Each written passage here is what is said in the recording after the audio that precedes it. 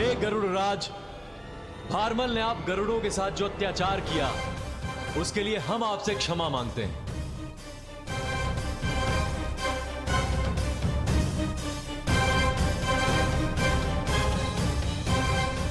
गरुड़राज, हिंसा किसी समस्या का समाधान नहीं है। हम आपके लिए एक प्रस्ताव लाए हैं। हमारी आपसे विनती है कि एक बार आप हमारा प्रस्ताव सुने। इसे स्वीकार करना या अस्वीकार करना आपकी इच्छा पर निर्भर करता है।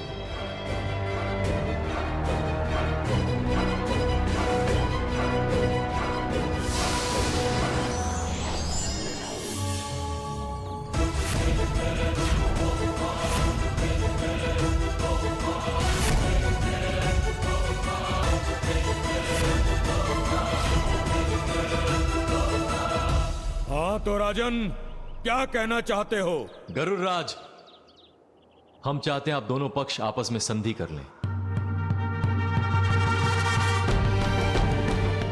आप गरुड़ नागों के साथ सदियों से चली आ रही अपनी शत्रुता को समाप्त कर लें, क्योंकि प्रकृति को आप दोनों की आवश्यकता है। युगों से चलती आ रही शत्रुता को एक क्षण में हम समाप्त नहीं कर सकते। हो सकती है गरुड़राज, यदि आप और हम विवेकशीलता से काम लें, यदि एक दूसरे के मंतव्य को समझें, तो ये शत्रुता समाप्त हो सकती है। राजन, ये कदापि संभव नहीं है।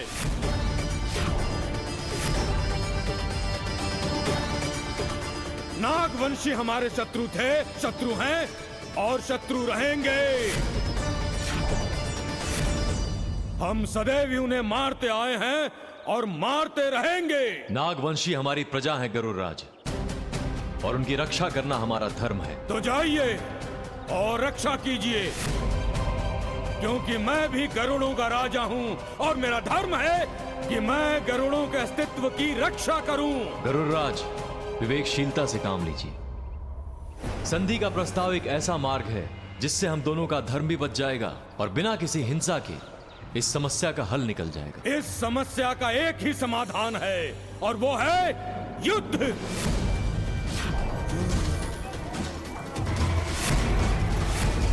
जाओ और जाकर युद्ध की तैयारियां करो। या तो गरुड़ वंशी जीवित बचेंगे या फिर नागवंशी।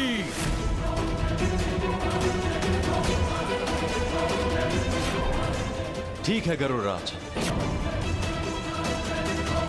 यदि इस समस्या का हल युद्ध से ही होना है तो फिर प्रजा की आहुति क्यों? तो राजन, आप अकेले मुझसे युद्ध करोगे? हाँ गरुड़राज, अपनी प्रजा की रक्षा के लिए हम आपके साथ अकेले ही युद्ध करेंगे।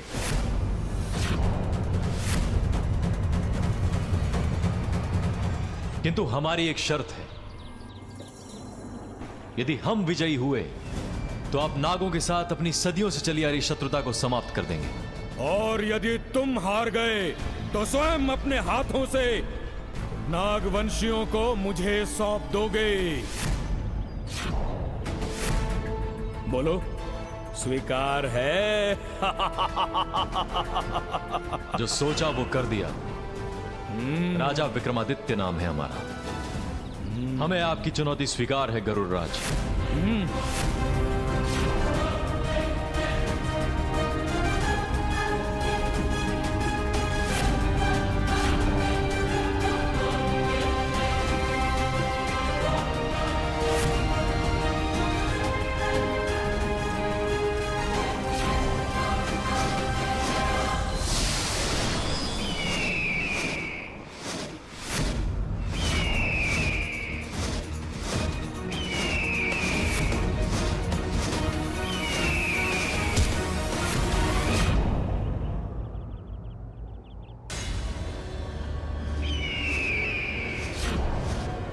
राजा विक्रमादित्य, मैंने तो सुना था कि तुम बुद्धिमान और विवेकशील हो, किंतु तुम्हारे इस निर्णय से मुझे तुम्हारी विवेकशीलता पर संदेह हो रहा है। परिणाम से पहले अनुमान वो लगाते हैं जिन्हें स्वयं पर संदेह हो। बस थोड़ी देर और, उसके बाद आप स्वयं जान जाएंगे कि आपकी हठधर्मिता की हार हुई है या हमारी विवेकशीलता की जीत।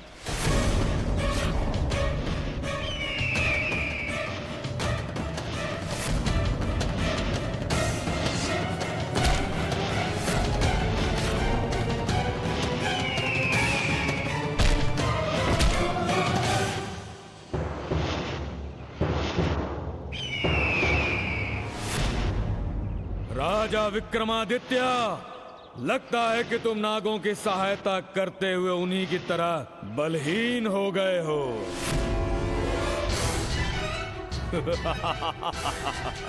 गरुड़ राज, यदि हमें अपना बल दिखाना होता तो आप कब के पराजित हो चुके होते, किंतु हम आपको यह बताना चाहते हैं कि युद्ध बल से नहीं बल्कि विवेक से भी जीते जाते हैं।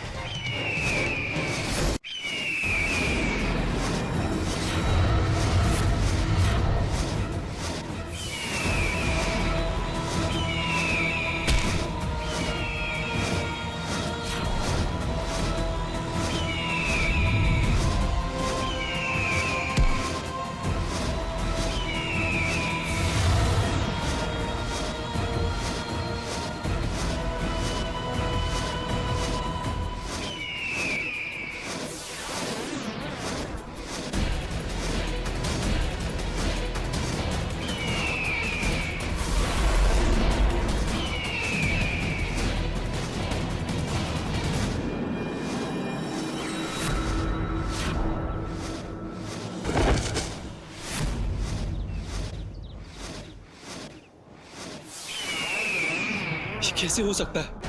महाराज विक्रमादित्य तो अविजित हैं, फिर ये गरुड़ राज का सामना क्यों नहीं कर पा रहे? कुछ समझ में नहीं आ रहा। विश्वास रखिए नागराज,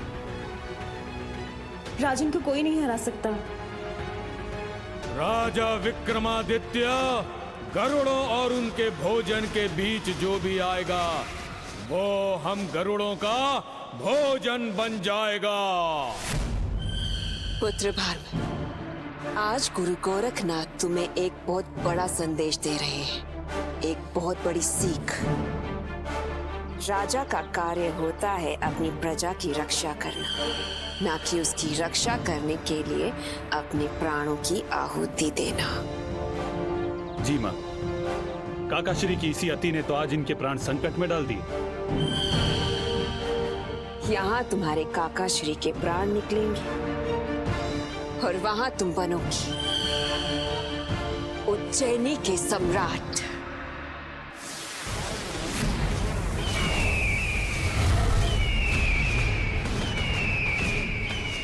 हम तो बस इसी पल की प्रतीक्षा कर रहे थे। जय महाकाल।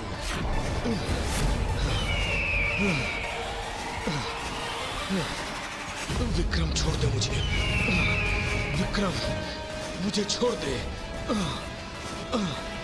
मुझे छोड़ दे विक्रम,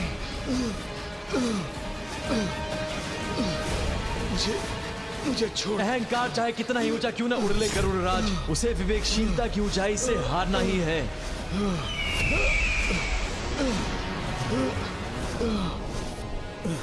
राजा विक्रमादित्य, छोड़ दो हमें, छोड़ दो, छोड़ दे, छोड़ दो, छोड़ दो हमें, छोड़ दो।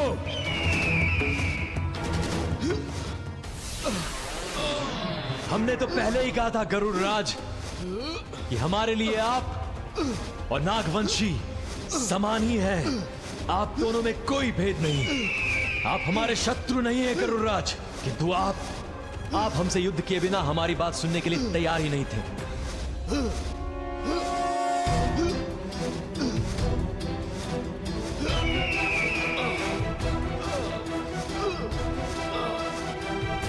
राजा विक्रमादित्य, हम देवों के वाहक हैं और हम कभी पराजित नहीं हो सकते।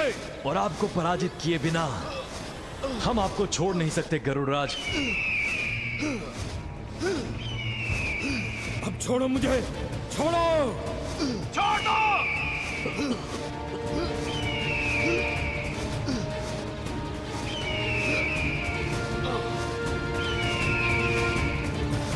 राजा विक्रमादित्य, तुम जीते, मैं हारा, मैं हारा। मैं अपनी पराजय स्वीकार करता हूं।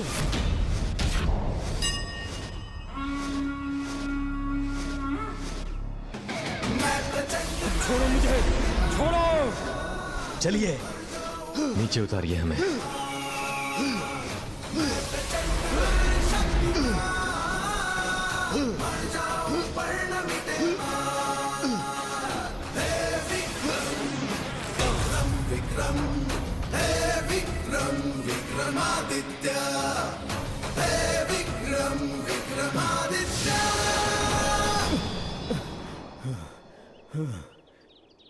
राजन, ये युद्ध में ना ही अपने कोई अहंकार के लिए लड़ रहा था और ना ही इसमें कोई मेरी हठ धर्मिता थी,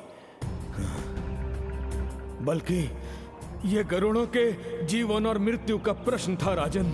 यही तो हम भी आपको समझाने का प्रयत्न कर रहे थे गरुड़राज, कि प्रश्न केवल गरुड़ वंशियों के भोजन का नहीं बल्कि नाग वंशियों के अस्तित्व का भी है। किंतु कभी कभी एक राजा को अपना विवेकपूर्ण निर्णय मनवाने के लिए भी बल का प्रयोग करना पड़ता है। समाज में एक राजा की सबसे बड़ी उपयोगिता यही है। राजन, आपने अपने साहस और विवेक से मुझे पराजित किया। हम आपको वचन देते हैं कि हम गरुड़ वंशी कभी भी नाग वंशियों को कोई भी हानि नहीं पहुंचाएंगे और ना ही नाग वंशियों को हम भोजन के रूप में ग्रहण करेंगे। ये मेरा वचन है राजन। प्रजा रक्षक महाराज विक्रमादित्य की, प्रजा रक्षक महाराज विक्रमादित्य की, विवेकशील महाराज विक्रमादित्य की, विवेकशील महाराज विक्रमादित्य की।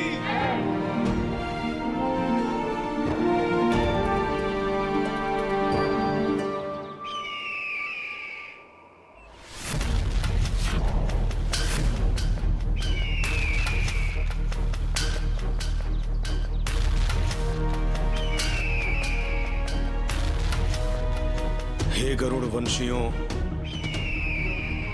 मैं आपका विश्वास हार चुका हूं और अब हम नाग वंशियों का भोजन ग्रहण नहीं कर पाएंगे।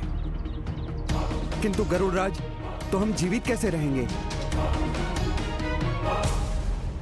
ये तो मैं नहीं जानता, किंतु आपके समक्ष मैं स्वयं को भोजन के रूप में प्रस्तुत करता हूं।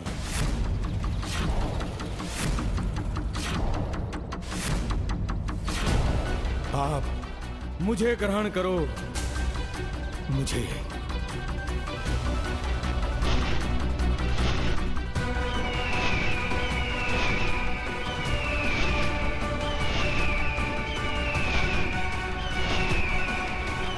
ठहर जाओ।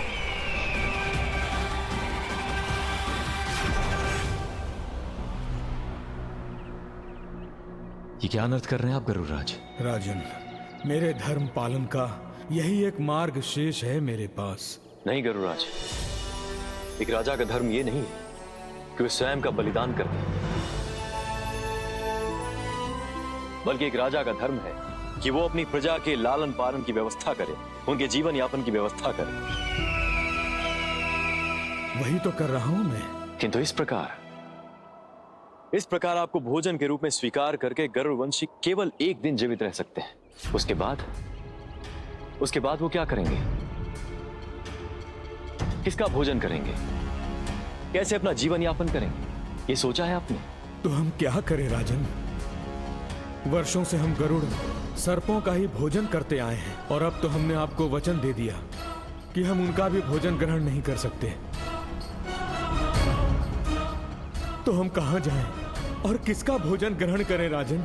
गरुड़राज, अब भले ही वर्षों से केवल सर्पों को भोजन के रूप में ग्रहण करते आए, किंतु उसका यह अर्थ नहीं कि संसार में अन्य भोजन की कमी है। आप कहना क्या चाहते हैं राजन? गरुड़राज, हम मनुष्य भी प्रारंभ में मांसाहारी थे, किंतु समय के साथ हमने अपने भोजन में परिवर्तन किया। आप भी अन्य पक्षियों की तरह बीज और अनाज को अपने भोजन के रूप में ग्रहण कर सकते हैं और इसकी व्यवस्था हम कराएंगे।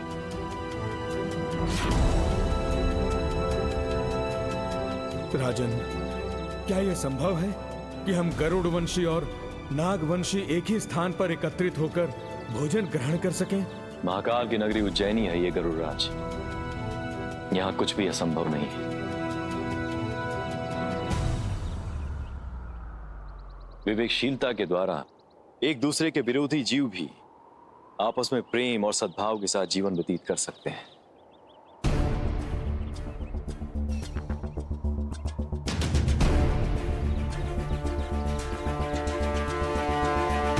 तो क्या आप लोग अपनी आपसी शत्रुता भुलाकर एक दूसरे के साथ प्रेम और सद्भाव के साथ जीवन व्यतीत करने के लिए तैयार हैं।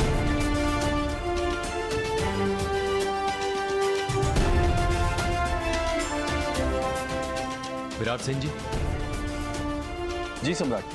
आज से गरुड़ वंशियों और नाग वंशियों के लिए भोजन की व्यवस्था उज्जैनी में ही होगी। जी महाराज।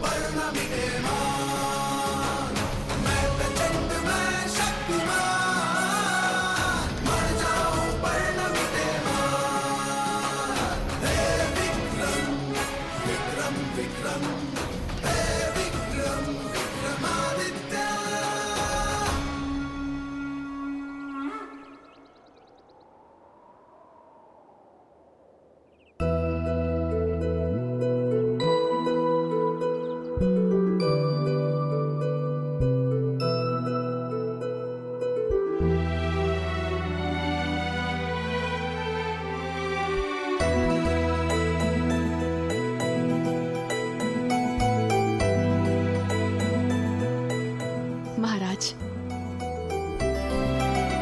हम प्रेमवश में ये अवश्य सोचा करते थे, क्या ऐसा नहीं हो सकता कि सारे संसार में सभी जीव, सभी प्राणी अपने अपने शत्रुता को भुलाकर एक साथ शांति से सद्भाव से रहे। परंतु ये कभी नहीं सोचा था ये अद्भुत सी कल्पना एक दिन ऐसे सच हो जाएगी। ये सत्य है महाराज, आप महान हैं। नास्ति बुद्धिमंता शत्रु। शास्त्रों में लिखा है कि विवेकशील मनुष्य का कोई शत्रु नहीं होता, किंतु आपने उससे भी बढ़कर अपनी विवेकशीलता से तो जन्मजात शत्रुओं के बीच मित्रता करवा दी। महाराज, आज आपने सिद्ध कर दिया कि वाघ और बकरी एक ही घाट पर पानी पी सकते हैं, और यह असंभव कार्य मात्र आप ही कर सकते हैं महाराज। प्रशंसा में गर्व न कीजियो, घर मिले न परदेश, न जाने कितने मिटे अहंकार लियो सबको समेट। राजा विक्रमादित्य, अहंकार की परीक्षा में तो तुम उत्तीर्ण हो गए, परंतु आगे का मार्ग आसान नहीं है।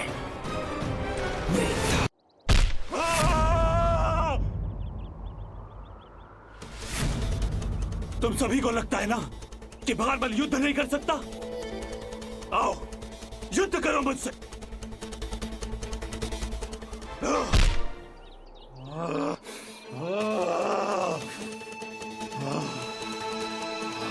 तुम्हारे स्थान पर यदि काकाश्री होते ना, तो उनका भी मैं यही हाल करता।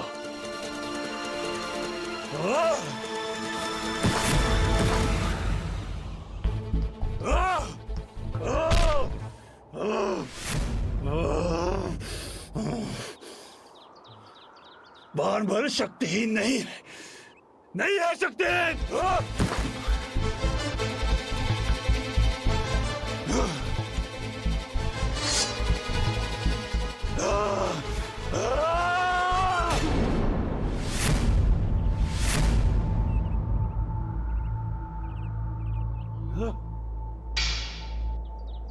एकांत।